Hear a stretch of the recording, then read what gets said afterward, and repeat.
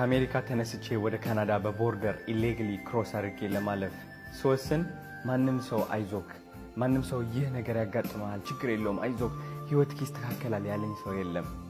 ማን ነበር ከኔ ጋር የነበረው? ያ ሁሉ መከራ ሳሳልፍ ብቻዬ እግዚአብሔር ነበር ከኔ ጋር የነበረው። ጨንቆኝ ስልኬን ስጠቀም ማለት ነው ፖሊሶች እንዳይዙኝ፣ ቤተሰቦቼን ሳወራ እንዳይዙኝ፣ ቤተሰቦቼ ደግሞ ወደ ካናዳ መምጣት ቢፈልጉ ቀጣይስ ዲናይ ቢደረጉስ ብዬ ስልኬን ጥያታለሁ። እንግዲህ ገባችሁ?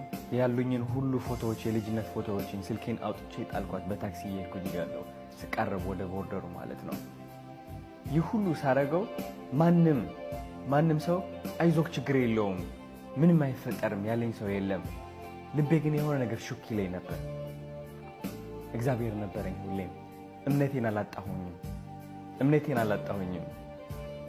አስታውሳለሁ ስቃረብ ወደ ቦርደሯ ፖሊሶችን አየኋቸው።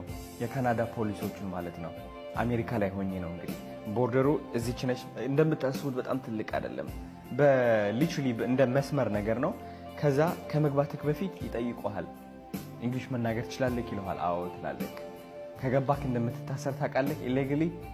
አዎ ትላለህ። እቺን መልስ መልሼ ማለት ነው። ከዛ ናግባ ይልሃል። መስመሯን ሳልፍ ማንም አልተማመንኩኝም። ራሴን ለራሱ አልተማመንኩኝም። ማቀው ነገር አልነበረኝም።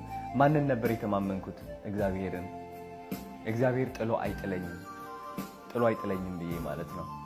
ከዛ ወደ ካናዳ ቦርደር ገባሁኝ። ፖሊሶች ያው ፈተሹኝ ምናምን። ወደ ሻንጣ የተፈተሸ ጥያቄዎች መጠየቅ ጀመሩ። ማቀው ተአምር አልነበረኝም። ፈርቼ ነበረ በጣም። ወደ ኢትዮጵያ የሚመልሱኝ ነበር የመሰለኝ ልንገራችሁ። ምክንያቱም ማንም ሰው አልነበረኝም የማቀው።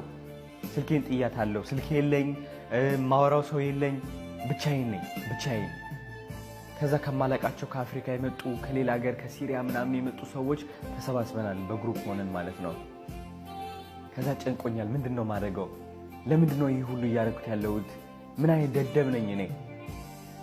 ያ ሁሉ ህይወት ትቼ ኢትዮጵያ ውስጥ ለምንድነው መኖር ማልችለው? ለምንድነው ወደዚህ ሀገር የመጣሁት? ከዛ በቃ ተስፋ አልቆርጥ ነበረ ብታዩ። አዶናይ ደደብ ነክ። ምን አይነት ልጅነት ነው? አሜሪካ ለምን አትቆይም ነበር? ምን አቀለለክ? እነዛ ሁሉ ፖሊሶችን አይቼ ማለት ነው ፈርቼ።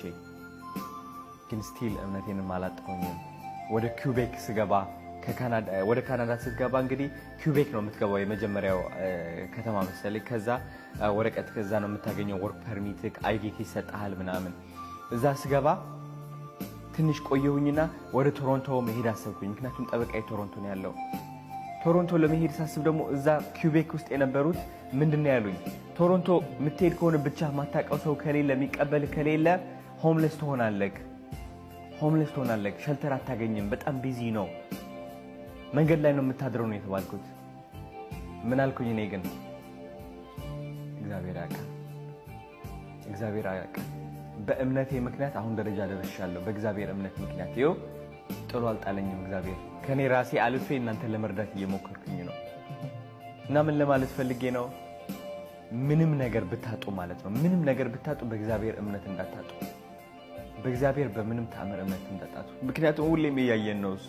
ሁሌም የፈለጋችሁት ነገር ልባችሁ ያላችሁ ነገር ሰው ሳትሰሙ ሰው ሁሌ ልንገራችሁ፣ ሰው ሊመክራችሁ ይወዳል። ሰው ሊመክራችሁ ሊያቆማችሁ ይወዳል። አንተ ጥሩ አይደለም ወደዛ ትሄድ ኖ ልባችሁ ካላችሁ ማንንም ሰው አትስሙ። እነዛ ሰዎች ከራሳቸው ፍርሃት ተነስተው ከራሳቸው ኤክስፒሪየንስ ተነስተው ነው እናንተ ለመምከር የሚሞክሩት። የሆነ ውሳኔ ለመወሰን ስትሞክሩ ከአሜሪካ ወደ ካናዳ ለመግባት ስፈልግ ስንት ሰው ነው ተው ያለኝ? ስንት ሰው ነው አንተ ልጅ ህይወትክ ታበላሻለህ፣ ምን አሁን ትቀራለህ፣ ወደ ሀገርህ አትመለስም በቃ። ግን ልቤ ነግሮኛል። ልቤ ሰማሁኝ። ልቤን ስሰማ ደግሞ እግዚአብሔርን ሰማሁት። ምክንያቱም እግዚአብሔር ልቤ ውስጥ አለ፣ ኢማጂኔሽኔ ውስጥ አለ እግዚአብሔር። እምነታችሁ እንዳታጡ። ዝቅተኛ ደረጃ ላይ ስንሆን እምነት ነው የሚያድነን።